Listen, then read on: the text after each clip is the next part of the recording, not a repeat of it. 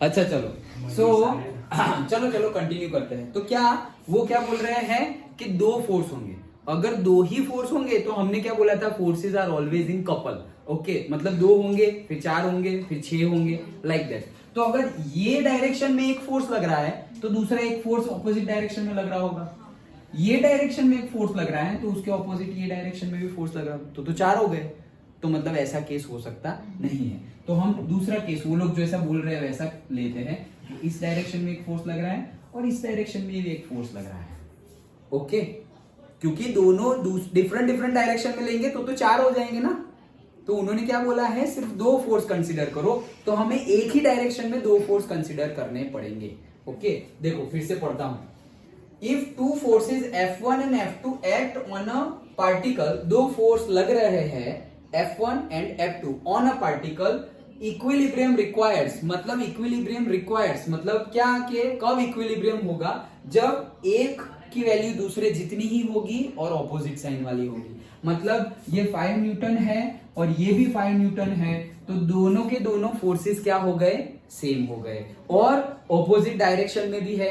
Condition valid, ये condition है valid हो गई, मतलब हम बोल सकते हैं this object is at equilibrium. लेकिन अगर मैं यही केस लेता, यहां पर 5 न्यूटन लग रहा है और दूसरा यहां नीचे 5 न्यूटन लग रहा है, एक बीच में लग रहा है और एक नीचे लग रहा है, अब ये क्या है इक्विलिब्रियम पे? ये इक्विलिब्रियम में है या नहीं? नहीं है। क्यों नहीं है? क्योंकि ये 5 न्यूटन और ये भी, मतलब प्लस एक्स डायरेक्शन में टोटल 10 न्यूटन फोर्स लग रहा है, लेकिन इस डायरेक्शन में तो कुछ है ही नहीं, तो ऑब्जेक्ट को मूव करने लगेगा। लेकिन हमारा केस तो क्या है, यूनिफॉर्म वेलोसिटी और रेस्ट, एफ नेट 0। सो ये 5 और 5 वो ऐड हो जाएगा, लेकिन उसको अपोज करने वाला कुछ है ही नहीं। यहां पर ये इक्विलिब्रियम में कब होता, जब यहां एक फोर्स लग रहा है और वो फोर्स की वैल्यू होती 10 न्यूटन। जरूरी नहीं है ये दो को, ये एक भी बैलेंस कर सकता है। ओके, सो ये 10 और ये सामने 10 वो होता तो वो इक्विलिब्रियम में है। जैसे इसके पहले फिगर ड्रॉ की तो उस केस में यहाँ पे 5 न्यूटन है और से ऐसे नीचे 5 न्यूटन है। क्या ये है इक्विलिब्रियम में? ये भी इक्विलिब्रियम में नहीं है, क्योंकि हमारे इक्विलिब्रियम की कंडीशन क्या है, 2 फोर्स होने चाहिए और ऑपोजिट। चलो यहाँ मान लो 4 है, ओके, तो यहाँ पे फोर्स होना चाहिए, यहाँ पर भी फोर्स होना चाहिए, इसकी वैल्यू भी 5 न्यूटन होनी चाहिए, इसकी वैल्यू भी 5 न्यूटन होनी चाहिए। अगर ऐसा है तो इक्विलिब्रियम में है, अगर ऐसा नहीं है तो इक्विलिब्रियम में नहीं है। तो ये है। अब है done. Okay, the two forces on the particle must be equal and in opposite directions. The equilibrium under the 3 concurrent force. अब तो ये तो 2 की बात की थी, 4 की बात की, अगर 3 होंगे तो क्या करेंगे? तो देखो यहां पे आएगा हमारा फर्स्ट सेकंड थर्ड चैप्टर। जैसे कैसा समझो, ये मेरा है F1, ये मेरा है F2, डन। इसका रिजल्टेंट फाइंड करो। 2 मेथड थी वेक्टर, कौन सा, एक ट्रायंगल मेथड और एक पैरेललोग्राम मेथड। सो हम ट्रायंगल बना देते हैं। ओके, ये अब इसका जो हेड है उसकी टेल, हाँ तो उसकी टेल ये रही। ओके, अब इनका रिजल्टेंट यहां से यहां, तो ये रिजल्टेंट है। Okay, so this is F1, this is F2, तो and this is what, this is the F12 resultant. Okay, तो अगर मेरा F3 ये F12 है उसकी ऑपोजिट डायरेक्शन में और उसके जितना ही हो, if F3 is equals to minus of F12 अगर है, तो मैं बोल सकता हूं कि F1, F2, F3 3 फोर्स लग रहे हैं कोई ऑब्जेक्ट के ऊपर, फिर भी वो क्या है, इक्विलिब्रियम में है। मतलब कोई ऑब्जेक्ट है ऐसे, तो एक तो लग रहा है ऐसे, मतलब ये F1 फोर्स, दूसरा लग रहा है ऐसे, मतलब मान लो ऐसे फोर्स लग रहा है, और तीसरा फोर्स कैसे, ऐसे लग रहा है, मतलब मान लो कि ये ऐसे है तो इसे ऐसे फोर्स लग रहा है। डन, ये है F1, ये है F2 और ये है F3। तो अब तो ये 3 फोर्स हो गए, लेकिन ये 3 फोर्स हो गए ना तो भी ये इक्विलिब्रियम में है। क्यों? क्योंकि ये दोनों का जो रिजल्टेंट है वो क्या है, F12। तो अगर थर्ड का मैग्नीट्यूड, इफ थर्ड का मैग्नीट्यूड 1-2 जितना ही हो और 1-2 की ऑपोजिट डायरेक्शन में हो, तो ही only and only in that condition we can say that object is in equilibrium, भले ही 3 फोर्स है फिर भी, क्योंकि 2 का जो रिजल्टेंट फोर्स है थर्ड वाला उसको बैलेंस कर दे रहा है विथ नेगेटिव साइन। ये 2 का सपोज मानो 10 न्यूटन और फाइनल आया 20 न्यूटन, तो वो जो थर्ड फोर्स है वो भी 20 न्यूटन है और ऑपोजिट डायरेक्शन में, तो नेट फोर्स तो 0 ही हो गया ना इस केस में भी। समझ में आया? पक्का? ओके। सो उस केस में भी 0 हो जाएगा। देखो, equilibrium under 3 concurrent forces. Concurrent forces मतलब एक ही पॉइंट पे लगने वाले फोर्स, ये तीनों के तीनों एक ही ऑब्जेक्ट पे लग रहे हैं। फिर मैं बोलूं कि ये सर ये दोनों को यहां लगाओ ऐसे, और एक तीसरे वाले को यहां लगाओ, नहीं चलेगा। 2 ऑब्जेक्ट्स एक ही पॉइंट पर और एक ही ऑब्जेक्ट पर तीनों लगने चाहिए, तो that word is what? Concurrent. Okay, जिसका एक ही पॉइंट पे सारे लग रहे हो वो। F1, F2, F3 requires that vector sum of the 3 forces is 0. Vector sum, इसीलिए तो मैं वेक्टर ड्रॉ करके बताया तुम्हें। Vector sum of 3 forces is 0। Okay, तब वो इक्विलिब्रियम में होंगे। तो यहाँ पे अगर तुम नेट फोर्स निकालोगे तो वो क्या हो जाएगा? 0 हो जाएगा। देखो वही केस आया। देखो ये F1 है, ये F2 है, ये रहा केस। ये F1 है और ये क्या है? F2। तो ये क्या हो गई हमारी? F3। तो ये F3 है और ये टोटल F3 है, लेकिन F1 F2 का रिजल्टेंट कौन सी डायरेक्शन में? ये डायरेक्शन में। तो देखो ये दोनों ऑपोजिट डायरेक्शन में हो गए ना।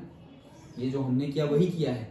एग्जाम्पल थोड़ा डायरेक्शन अलग लिया है, लेकिन हमने जो किया वही किया है। क्या किया है? देखो ये डायरेक्शन है F1 की और ये डायरेक्शन है F2 की। इन्होंने पैरेललोग्राम लगाया है, हमने ट्राइंगल वाला लगाया था। क्या है? ये है हमारा F2 और ये है हमारा F1। तो हमने ट्राइंगल लगाया अभी, अब पैरेललोग्राम लगाते हैं। पैरेललोग्राम मतलब क्या? एक ही पॉइंट से दोनों स्टार्ट होने चाहिए, तो एक ही पॉइंट से दोनों स्टार्ट हो रहे हैं। अब इसके हेड से इसको पैरेलल लाइन ड्रॉ करते हैं और इसके हेड से इसको पैरेलल लाइन ड्रॉ करते हैं, बन गया पैरेललोग्राम। और डायगोनल जो होगा वो होगा हमारा रिजल्टेंट F1 2। डन। और F3 कहां है? ये F1 2 है, वही डायरेक्शन में है लेकिन ऑपोजिट है। So F3 is equals to minus of F1 2, ऐसा है। तो हो गया ना, तीनों का सम क्या हो गया? 0। Done. Okay. So in other words, the resultant of any two forces, say F1 and F2, obtained by the parallelogram law of forces must be equal and opposite to the third force F3, as seen in the figure. The 3 forces in equilibrium can be represented by the sides of a triangle. The vectors, वो सब ठीक है, हमने कर लिया already. Generalize the particle equilibrium F1, F2 if they can be represented n side. अच्छा, n side का polygon हो तो भी कोई बात नहीं, जैसे कि हमें तो क्या करना है? फाइनल n साइड का पॉलीगॉन। n साइड मतलब बोला नहीं है कितनी साइड, जैसे यहाँ पर पॉलीगॉन मतलब ट्राइंगल की कितनी साइड होती है? 3। फिर कोई ऐसा पॉलीगॉन हो सकता है जिसकी 4 साइड हो? क्वाड्रिलेटरल। और ये पैरेललोग्राम भी तो वही है, पॉलीगॉन ही है ना। ओके, फिर 5 साइड वाला पेंटागन, तो वो तो हो ही सकते हैं ना भाई। तो जैसे कि ये 1, ये 2, ये 3, ये 4, ये क्या है? 1 F1, ये क्या है? F2, ये क्या है? F3, और ये क्या है? F4। डन। तो ये देखो, हेड इसका टेल, हेड इसका टेल, हेड इसका टेल, और फिर ये फाइनल ये वाला। तो ये सबका रिजल्टेंट जो होगा वो है मेरा क्या? FR। लेकिन ये FR जितना ही अगर मेरा ये होगा क्या? F5, तो ये F5 ऑपोजिट डायरेक्शन में है रिजल्टेंट की। ये रिजल्टेंट किसका है? सिर्फ 4 लोगों का, और ये 5वां उसके ऑपोजिट है, सेम मैग्नीट्यूड वाला। तो नेट फोर्स क्या हो जाएगा? 0। वो बोलना चाह रहा है कि n साइड वाला पॉलीगॉन हो तो भी कोई फर्क नहीं पड़ता, मतलब 2 हो, 3 हो, 4 हो, 5 हो, कितनी भी साइड हो, अगर नेट फोर्स 0 है then that object is in equilibrium. Done. पक्का? चलो, तो क्या कहना चाह रहे हैं कि हमने अभी तो देखा क्या कि F1 प्लस F2, अगर 3 के कॉन्करेंट 3 फोर्स लिए थे ना, तो F1 plus F2 plus F3 ये हमने 0 ले लिया। तो इसका मीनिंग ये भी है कि तीनों का x डायरेक्शन का सम करेंगे तो भी 0 होगा, तीनों का y डायरेक्शन का सम करेंगे तो भी 0 होगा, और तीनों का z डायरेक्शन का सम करेंगे, क्योंकि F1 क्या है? F1 तो तीनों वेक्टर में आएगा ना। हमें थोड़ी पता है कि सिर्फ i में होगा।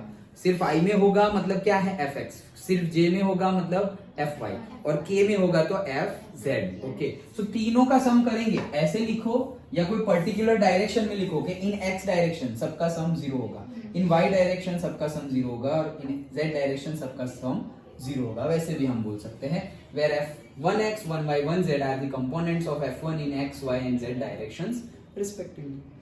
Simple, understood? कोई डाउट? पक्का? ओके।